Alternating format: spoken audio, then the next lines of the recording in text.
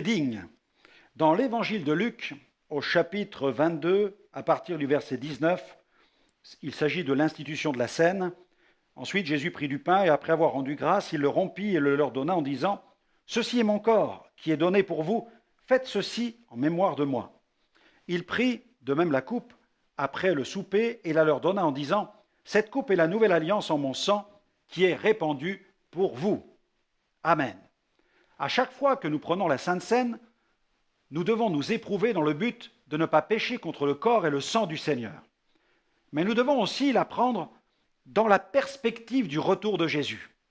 Car le péché, non seulement jette le discrédit, l'interdit dans notre vie, mais il peut aussi être une cause de non-participation à l'enlèvement de l'Église. Il peut être une cause de disqualification. Nous ne devons pas oublier que le tribunal de Christ et le festin des noces feront suite à l'enlèvement.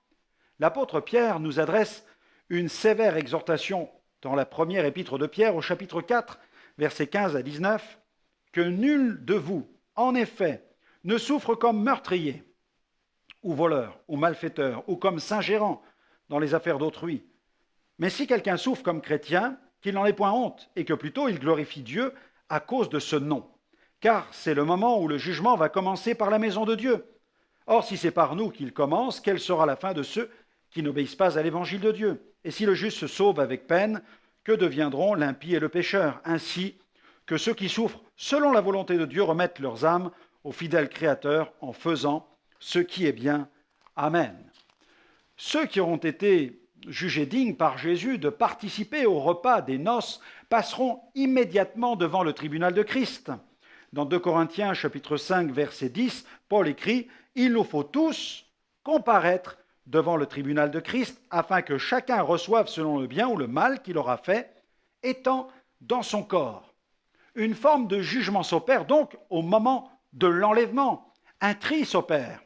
Ceux que le Seigneur juge dignes d'avoir part au repas des noces seront enlevés. Et les récompenses distribuées au tribunal de Christ le seront en fonction de l'œuvre de chacun.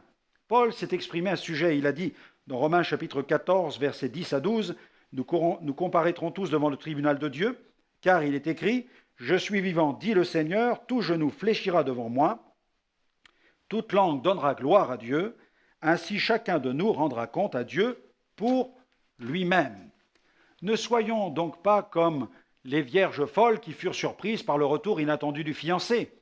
Soyons plutôt comme les vierges sages qui anticipèrent sa venue et remplirent leurs lampes avec de l'huile en quantité suffisante.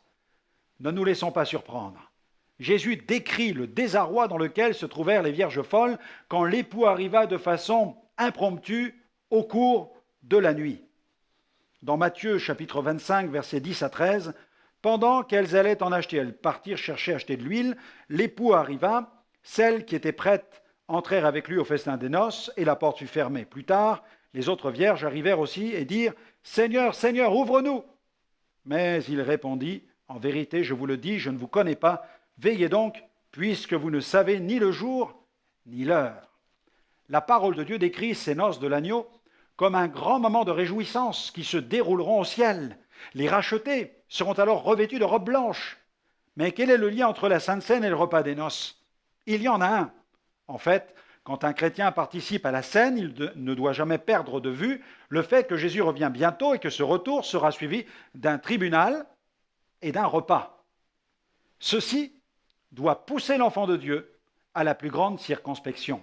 L'enfant de Dieu doit bien comprendre que le pain et le vin ne sont que des emblèmes. Ils annoncent quelque chose d'encore plus grand. Il s'agit de la réalité, et cette réalité est Jésus. Un repas céleste attend les croyants nés de nouveau. Un repas de noces qui aura lieu dans le ciel. Mais attention, ceux qui seront jugés dignes de participer au repas des noces dans le ciel seront ceux qui auront participé dignement à la Sainte Seine ici-bas.